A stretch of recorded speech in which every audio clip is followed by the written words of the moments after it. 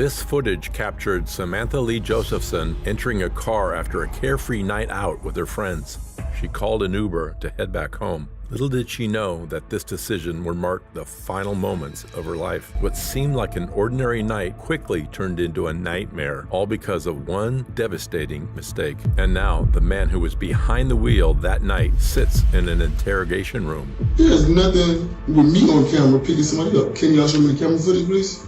The haunting question remains. What could have unfolded inside the car that claimed Samantha's life? She had sustained 120 stab wounds all over her body, and the answer to it would be far more terrifying than anyone could have anticipated.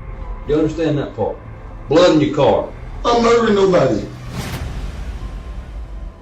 On March 29, 2019, Samantha decided to spend the night with her friends. They were at the Bird Dog Bar, a popular, bustling college nightlife zone in Columbia, South Carolina. Around 2 a.m., she called an Uber to head back home. Moments later, a car arrived, and Samantha, who believed it to be her ride, mistakenly entered that vehicle. However, she was unaware of the tragedy that was about to befall her. The following day, when Samantha failed to return home, her friends reported her missing as she mysteriously vanished without a trace. 911, what's your emergency? Hi, we were just gonna call to let you know our friend is missing. We went out in 5 Points last night, and she still hasn't made it home. Her phone's dead. Approximately 14 hours later, some hunters made a gruesome discovery. They found a blood-covered body discarded in a remote area, which was later identified as Samantha Josephson's. After reviewing the area's CCTV footage, Samantha was last seen getting into a black Chevrolet Impala. Authorities began focusing on the mystery man inside the vehicle. After a diligent search, police eventually spotted the car 5 blocks away from the crime scene. When officers attempted to pull over his car, he fled on foot before being detained. He was identified as Nathaniel David Rowland. Nathaniel was immediately arrested and brought in for questioning. Here's what we've got so far. So everything I read to you is the truth and is true and accurate to what we've been able to develop, okay? So it's on March 29, 2019, the victim, Samantha Josephson, was reported missing to the City of Columbia Police Department after leaving the Bird Dog Bar at 715 Hardin Street at approximately 2 o'clock in the morning of 200 hours, okay? And requesting an Uber ride to take her home. The reported, being Samantha, the reporting individual, reported the victim missing, and it was captured on video surveillance entering what appeared to be a 4-door black Chevrolet Impala on the 700 block of Hardin Street in the City of Columbia, County of Richland, which is down in our 5 Points area. The victim was later found deceased in a rural area of Clarendon County with numerous wounds to her body that are believed to have caused her death. An awareness bulletin was disseminated among Columbia Police Department personnel that contained a photograph of the victim when she was last seen and a photograph of the black Chevrolet Impala that the victim was seen entering. On March 30, 2019, at approximately 2:33 hours, a lawful traffic stop was conducted by the Columbia Police Department on a 2017 Chevrolet Impala bearing SC tag that was being driven by Nathaniel David Rowland. That's your data for, sir. After initiating the traffic, I'm sorry? Okay. After initiating the traffic stop and a short foot pursuit, blood was found in the passenger compartment of the vehicle that was analyzed and confirmed to be that of the victim. A DNA mixture was found within the blood, and a known standard of the suspect is needed, the suspect being you, is needed to compare to the evidence that was collected. The affiant believes that the buccal swabs of the suspect, Nathaniel David Rowland, could be compared to evidence already collected and will assist in the investigation of the reported disappearance and murder of the victim under South Carolina Code Section 16310.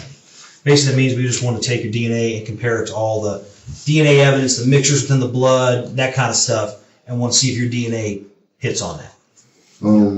You said DNA mixture was found within the blood? What you mean? The DNA mixture was found in her blood? Within the blood in the back of the car. In the car. Within the blood, meaning the blood was tested. It's on the upholstery and everything. Right. Meaning if somebody else's DNA is in that blood too. I mean, it's been mixed around. I mean, somebody touched it, was in it, bled in there with it, whatever it is. We'll be able to know that through forensic testing. But it wouldn't make any sense regardless if the car is mine and everything in the car. Whatever else is in my car. Yeah, I hear what you're saying. Absolutely. And you're on the right track there, okay? But so again, I got to say it again, that there's some legalities. I want to make sure I'm doing right by you. Does that make sense? I'm not trying to do something that's going to be construed as off color or like I'm trying to trick you or something. So if you want to discuss that, we can just discuss that, or we can discuss whatever you want to discuss. If that's what I'm understanding you to say. But we've got some rights we got to talk about if that's what you want to do. If not, let's, I'm good. Okay. Initially, Nathaniel appears cooperative in providing his DNA for testing. However, as soon as detectives confront him with the evidence stacking against him, he becomes defensive. While waiting for Samantha's autopsy reports, detectives leave Nathaniel alone for a brief period. Meanwhile, they find additional footage showing a man with his face covered attempting to use Samantha's debit card at different ATMs. In the meantime, the forensic team relentlessly searches for evidence inside the vehicle. What stunned the officers was the excessive amount of blood inside the vehicle. They also discovered Samantha's cell phone and learned that Nathaniel had activated child-proof locks to trap her inside the vehicle. They discover a footprint impression on the backside window, indicating the cruelty Samantha was trying to escape. They also find bleach, germicidal wipes, and window cleaner, suggesting the suspect's attempt to remove biological traces. Amidst the evidence, detectives uncover an eviction notice inside the vehicle, but no one could have predicted that a single piece of paper would lead detectives to where everything would finally fall into place. Warrant from the county of Richland, all right? Signed by the affiant Derek Horton, who opposes defendant Nathaniel David Rowland did within this county and state on March 29, 2019, violate the criminal law of the state of South Carolina and Richland County. The description of the offense is kidnapping. Kidnapping. The offense is kidnapping. For what? I'm fit to read it to you. Okay, this is your affidavit. This is what tells you what you did. Okay? What day is it? This happened on March the 29th. Okay? Early morning hours. On or about March 29th, 2019, the defendant, Nathaniel Rowland, did with unlawful intent commit the crime of kidnapping, and they approached the victim in the 5 Points area of the city of Columbia, South Carolina, which is in Richland County, while she waited transportation to a residence. The victim was captured on surveillance video entering what appeared to be a black 4-door Chevrolet Impala in front of the Bird Dog Bar, located at 715 Hardin Street, Columbia, South Carolina. On March 29, 2019, the victim was found deceased in a rural area of Clarendon County, South Carolina, with numerous wounds evident on multiple parts of her body, to include her head, her neck, face, her upper body, her leg, and her foot. On March 3, 2019, subsequent to a lawful traffic stop by the Columbia Police Department of 2017 Chevrolet Impala, known hereafter, when you'll hear again, be subject vehicle. That's your 2017 Chevrolet Impala. Driven by the defendant, that's you. A large amount of dark colored liquid was visible throughout the subject vehicle's passenger compartment, which, when later tested, presumptively tested positive for blood. During the execution of a lawful search warrant on the said subject vehicle, additional amounts of dark colored liquid which presumably tested positive for blood were discovered in the trunk and passenger compartments. Collections of the blood were obtained by SLED forensic crime scene agents and were submitted to SLED DNA laboratory for analysis and compared to a known standard of the victim. Okay? The analysis concluded blood located in the subject vehicle, which is your vehicle, was that of the victim. Also, a cellular telephone belonging to the victim was found inside the passenger compartment of the subject vehicle. Likewise, located in the subject vehicle was a container of bleach, germicidal wipes, and window cleaner. Further investigation of the subject vehicle determined the child's safety and window locks had been activated and would thereby not allow the victim any means of escape from the subject vehicle. The victim's body was also located in the area known to the defendant and near an area where the defendant recently resided, according to law enforcement sensitive databases and electronically accessed state maintained information. You are hereby charged with the offense of kidnapping. That's another offense? Yep. You understand you're charged with murder. You understand your charges? Kidnapping and murder. I don't accept those charges because Well, you ain't gotta accept it. You ain't gotta accept it one way or the other. That's what you're charged with. so that's why I'm not going to jail. Yes, sir. You are officially charged with kidnapping and murder, Nate. I told you this was coming early. But how did I even? No, that's not possible. Nate, it's possible. It's happening right now. It's happening right now. I did not kidnap or murder anyone. Okay. Talk about this earlier. I'm gonna give you an opportunity. If you want to talk to me, you can talk to me. Well, shit, we already talked. I know we did. You knew how all that stuff played out. I know exactly how it played out, and you're charged with kidnapping and murder. Okay? Earlier, you mentioned something about a lawyer. When do I go to court? Listen to me. You mentioned something about a lawyer earlier. Do you wish to talk to me or not? Yes or no? No. Okay. I'm going to serve these warrants on you, these things. I'll get you a copy, and you'll be sent back to LNS Live Detention Center, okay? You're charged with kidnapping and murder. You understand that? You think it's a bad day for you? Where did y'all put me on any of this crime? How do y'all place me on the crime just because my car is there? Do you want to talk to me or not? You said a while ago you didn't want to talk unless you had an attorney. What's your choice? Yeah, you're right. Okay. I'm not signing anything. You ain't got to sign anything. It's already been signed on you. Okay. To simplify it, it sounds like you got questions about it. I do. Killed the girl most likely in the car. Her blood was in there. You took her phone, disabled it, left it in the car. But for whatever reason, you decided not to clean the car out. And leave her phone in there.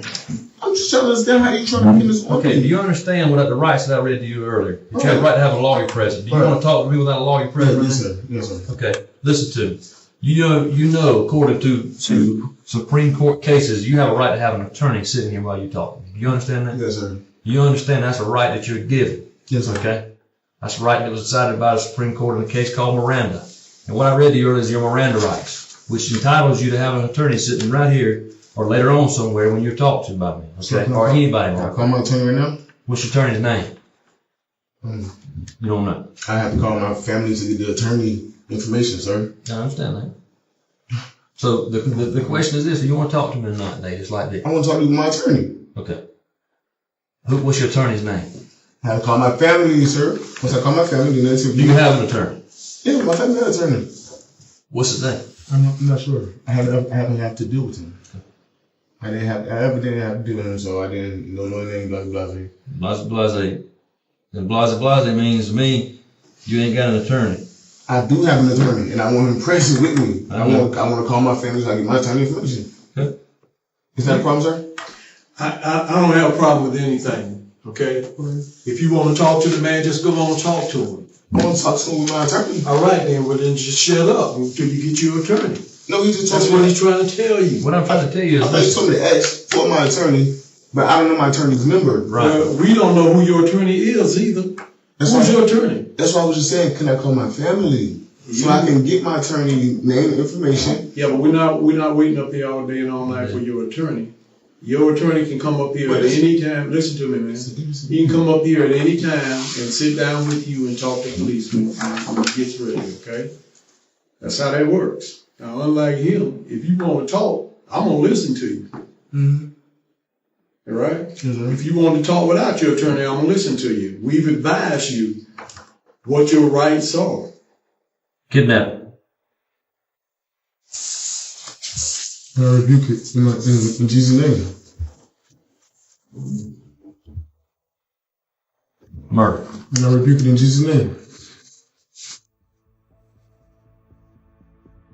Despite Nathaniel's adamant denial, the detective's certainty about his involvement stems from something far darker. The eviction notice turns out to be a turning point in the case. It leads detective to Nathaniel's ex-girlfriend, Maria Howard's residence. She provides them with some crucial details. Maria confirms that Nathaniel has been spending some time at her house. Additionally, she recounts the alarming details, claiming she found dried blood inside Nathaniel's car and a blood-covered double-bladed knife he was cleaning. Upon asking him several times about it, he successfully dodged her questions. Not only does this pivotal piece of information implicate Nathaniel, but the troubling twist this plot is about to take would further deepen the hole he dug for himself.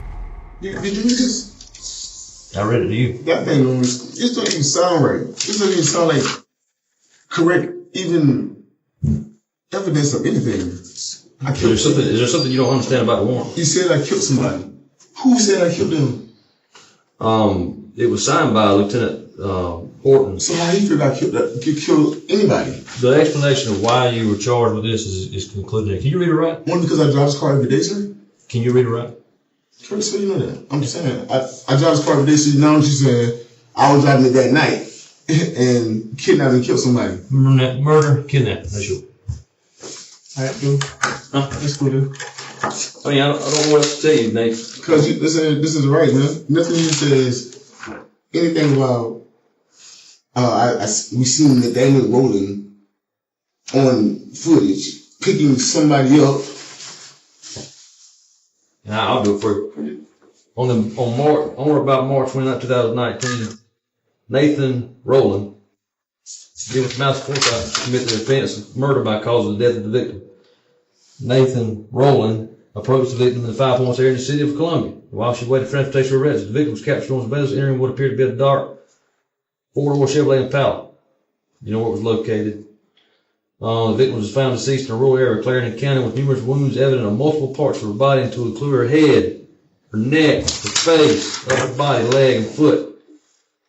On March 30th, 2019, subsequent to a lawful stop by the Columbia Police Department of a 2017 Chevrolet Impala, known hereafter as subject vehicle, driven by Nathaniel Rowland, a large amount of dark colored liquid was visible throughout the subject vehicle passenger compartment, which later tested positive for blood. During the execution of a lawful search warrant of said subject vehicle, additional amounts of dark colored liquid which presumably tested positive for blood were discovered in the trunk passenger compartment. Collections of the blood were obtained by SLED forensic crime scene agents and were submitted to SLED DNA laboratory for analysis and compared to a known standard of the victim. Do you understand that part? Blood in your car. We know what her DNA looks like. We got a known sample of it. We take that and compare it to the blood in your car. It's positive. It's her blood. Okay? So that means just because her blood is in my car, that means I was the one that did it? The analysis, let me see. Sorry? That was her blood in the vehicle. Also, a cellular telephone belonging to the victim was found inside the passenger compartment of the subject vehicle. There's nothing with me on camera picking somebody up. Can y'all show me the camera footage, please? Can you show me the footage, please? Say what? The footage of me picking her up. All I'm showing right now is a murder warrant, kidnap warrant. Excuse me? That's all I'm showing you right now is a murder warrant and a kidnap warrant. What does that mean by warrant? Warrant, you are officially charged with murdering somebody. You're officially charged with kidnapping somebody. Okay? But how do you do that? That's the young girl that you had in the back seat of your car. How do you officially say you're charged with murder? You go before a magistrate. Magistrate, you present probable cause before a magistrate. That's what happened. Magistrate, you get probable cause. And we know we do. Present information before a magistrate. Magistrate, here's your warrant for murder. Here's your warrant for kidnapping because you got probable cause. That's the things I just explained to you. Probable cause is not a definite. What? Come on now. Probable cause is not saying, well, just because you're the only suspect, sir, that's probable cause. And you're the defendant. You're charged with murder and kidnapping. That's what I'm saying. The young lady you had in the back seat of your car. The young lady you had in the back seat of your car that you stabbed to death, that's what you're charged for. I'm not stabbing nobody, sir. I want to see that. I want to see me approach. I promise you'll have a chance one day to see that. So will. Yeah, it showed that I approach her? Well, there's a lot of ways you can approach somebody. Pull up beside them. What? Pull up in a vehicle beside somebody. If I'm driving a car and you're standing over there and I drive a car up, I just approached you in a vehicle. Or how about you drive a car and park the car? How does that approach somebody? Well, if somebody's standing there and you approach them. Okay. What about, see, you hear what you just said, sir? I'm just trying to explain that. This is what I'm saying. For 1 second now. Okay. 1 second. You drive your car. Yep. And I'm just talking just like how you was just talking. Because obviously you say, I'm telling how you talking. Okay. So you drive your car. All right. And you pull up. Right. It doesn't necessarily mean that you pull up for that person and this person and that person. Who said that you pull up for anybody out here? Yeah. And she got in the back seat of your car. Do y'all have any records of me and her conversing before then? For her to have any reason to get in the back of my car? Why did she get in the back of my car? Now, why did she get there?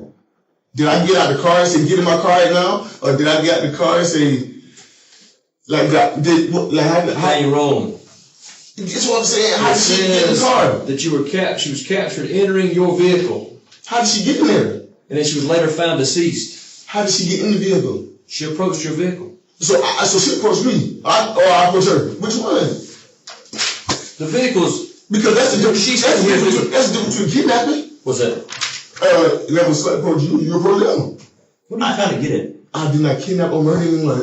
I understand what you're saying. I did not. Why do you want to argue with me right now? I'm not arguing. I'm just trying to tell you that I didn't approach anybody to kidnap them. I approached my period. It's like this. A stranger gets inside of your vehicle, and you think that's what your game's going to be. A stranger gets inside the vehicle, you decide to, hell, I'm just going to drive off with him. You know? I'm going to shoot you straight. But none of this is like scam. Yeah, if that would have been the case, and drive up somebody, approach them, and they get in your car. Not approach them. And they ain't supposed to be in your car. The first thing you're going to do is, like you said a while ago, what the hell are you in my car for? Get out. Not that they end up dead in Clarendon County where you was raised at. See, that's what I'm saying. Y'all are suspecting stuff. Y'all are suspecting stuff. Y'all proving stuff. But how's that proven? I went to school there? Nate. That's what I'm saying. Y'all just suspecting things and putting it on me. Nate, you know my name is Lee Blackman with SLED. If you ever decide you want to talk to me. Despite being cornered with irrefutable evidence, Nathaniel's attempt to maintain his facade of innocence is simply pathetic. During the investigation, detectives also searched Maria's house. There, they uncovered tons of physical evidence that tore apart Nathaniel's web of lies. Among some trash bags, they found the knife, blood-covered wipes, and clothes, which he had been wearing for days. They also discovered a scratched black leather jacket, indicating Samantha's desperate struggle to protect herself. This same jacket was seen in the footage, confirming Nathaniel as the one who attempted to withdraw money using Samantha's debit cards. Throughout, Nathaniel shows no sign of remorse. However, the damning evidence is enough to seal his fate forever. But will this truly serve justice to a precious life lost so mercilessly? Nathaniel was charged with kidnapping, murder, and possession of a weapon during a violent crime. In July 2021, during the trial, prosecution called 31 witnesses to testify against him. Among them was the owner of a cell phone repair shop who testified that Nathaniel tried to sell him a phone belonging to Samantha. A few days later, he was found guilty on all charges. Nathaniel was sentenced to life imprisonment, with the judge describing him as heartless and a case as the most severe murder he had ever seen. Following the sentencing, Samantha's family established a foundation called What's My Name, which focuses on educating the public about rideshare safety, providing scholarships, and victim support initiatives.